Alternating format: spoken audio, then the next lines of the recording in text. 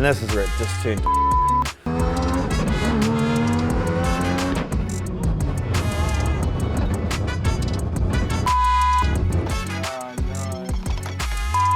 the oil, bro. No, but nothing's sweating up. No, there is heat.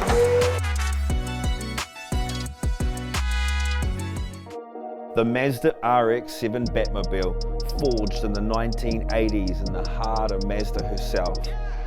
The production of these cars, although built for the street, they had beautiful curves, and which makes this car elegant. With a short wheelbase, it was perfect to turn into an epic race car.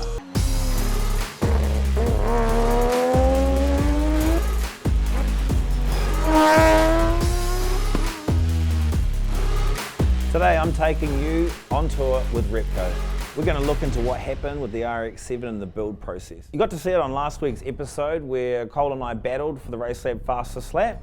This car has had some challenges, and here's where it all began. At the track, where I nearly crashed it.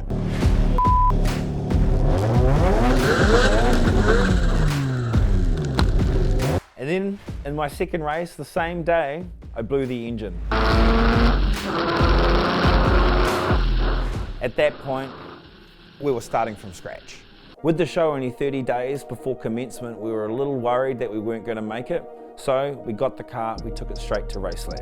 At that point, we needed to be done in 20 days. That is not a lot of time. The fabrication process started and they nailed it. It was a lot of work trying to fit in a Hollinger RD6 sequential gearbox. We're fitting in billet, EFI hardware throttle bodies. We're putting in a 3-rotor peripheral ported engine because we wanted it to be exciting. Imagine a Formula One car with a shotgun.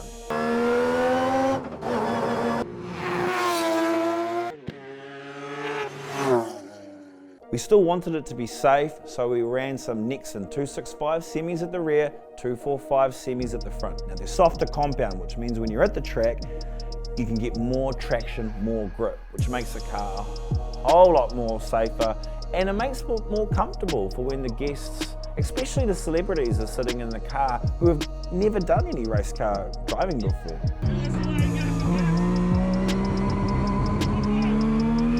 Once the fabrication process was finished at Race Lab, we were off to ST High Tech, where my man Boomer was tuning the car.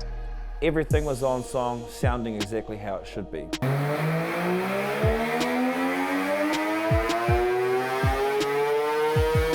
Until we went to the track. And this is where it just turned to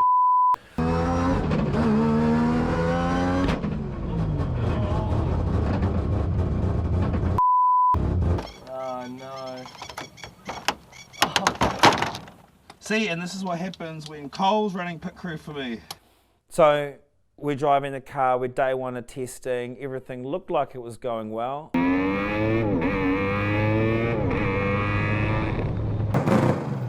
Bro, something's wrong with this car. Oil started breathing heavily out of the oil breather, and it was to the point that it started to sometimes sound like it was only running on 2 rotors. When we dismantled the engine, we realized that the rotors are being pushed against the opposing housing, causing heaps of damage. We weren't too sure what the problem was at that point, and we pulled in all our partners. So Chris Mann built the engine down in Hamilton, and at that point we just had him, we had the tuner, we had Race Lab, we were in one room, and we're just like, what's going on? We got Boomer to build the engine at ST High Tech. So we put the engine together, he was comfortable, we went back to the track, exactly the same thing happened. See the oil, bro. No, but nothing's sweating up. No, there is heat. So now we can rule out any human error. This is a mechanical problem. We pulled the engine apart again and realised something's not right with the billet plate. We are way behind schedule now. We are very much coming close to film time, and we're behind. And this is what was stressing us out. So at the end of engine 2, I did the only thing that I could possibly think of doing, and I ripped apart my RX4 engine and took the fat plate out of that. We went back to standard OEM Mazda factory. And finally, the show could go back on. We're looking at a car that we've now built. We've got a 20B PP. It's fast, it's grunty, it does everything that it's supposed to do. We needed to go into testing with it. We're lucky enough we had Greg Murphy that came and did some testing as well with us and ticked the box saying, this car's awesome. We finally got it to the point where it's me. And the features of this car are epic. Hollinger RD6 sequential gearbox, just plucking those gears, billet throttle body, 20B. From there, we have an external water pump. Cooling was a huge big thing. Rotaries have a tendency to always get hot. So we're running dual Phoenix oil coolers with a single Phoenix radiator.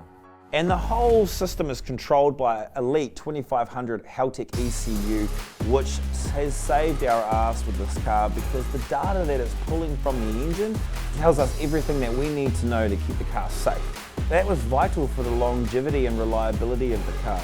And since then, it's on song.